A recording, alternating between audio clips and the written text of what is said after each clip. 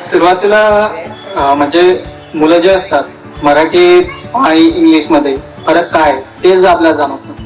कारण पॅरेंट आणि टीचर मध्ये जे बदल आहे ते फक्त स्कूलमध्ये शिकायला मिळतात. जे आपले मुलं खेळत असताना कसे लर्निंग करतात ते या स्कूलमध्ये शिकायला मिळतात. कारण लहान मुलांना फक्त प्लेइंग म्हणजे खेळणे, पण या स्कूलमध्ये जेव्हा जातात मुलं त्यांना ABCD जी प्लेइंग आहे, प्लेइंग करत असताना त्यांना कोणत्या प्रकारे प्ले म्हणजे ए फॉर काय apple, A for aeroplane, A for म्हणजे ते एक्सरसाइज बी आहे ती पण अल्फाबेटिकली शिकवली जाते. आणि महत्वाचं जे आहे की लहान मुलांना त्यांची ग्रोथ जी ब्रेनची ती या फिजिकली ऍक्टिव्हिटीतून या स्कूलमध्ये शिकवली जाते.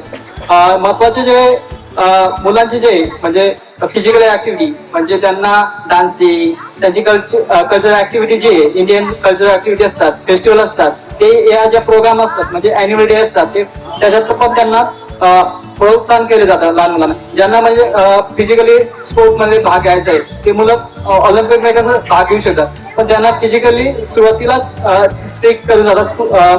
लहान असताना त्यांना प्लेइंग मध्ये शिकवले जातात की आपण योगा करतो, योगा पण अल्फाबेटिकली योगा शिकवला जातात. तसेच महत्वाचे जे टीचर आहेत त्यांनी खूप प्रकारे आपल्याला सपोर्ट करतात. माझी मुलगी कनिष्का हिला तर म्हणजे मराठीमध्ये फक्त आई हे माहित नव्हतं, पण आता जी या स्कूलमध्ये असताना ती अल्फाबेट पासून तर 1 to 100 पर्यंत व्यवस्थित लिहिते आणि बोलून पण दाखवते आणि कॉन्फिडन्सली ती सांगते पप्पा या स्कूलमध्ये मला खूप ऍक्टिव्हिटी मिळतात, खेळायला मिळतात. आणि महत्वाचे जे आहेत की आपण ग्रोथ बघतो, पण काही स्कूल आहे जसे आहेत की त्याच्यात फक्त आपल्याला त्यांच्या फीज नुसार ते त्याच्यात ट्रीट केली जातं मुलांना.